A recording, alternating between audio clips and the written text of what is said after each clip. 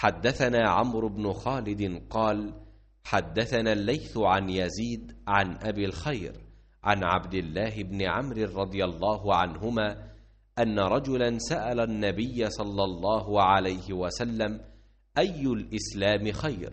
قال: تطعم الطعام وتقرأ السلام على من عرفت ومن لم تعرف। एक दिन एक आदमी ने हज़रत सल्लल्लाहु अलैहि वसल्लम से पूछा कि कौन सा इस्लाम बेहतर है। फरमाया, ये कि तुम खाना खिलाओ और जिसको पहचानो उसको भी और जिसको न पहचानो उसको भी, अलगर्ज सबको सलाम करो।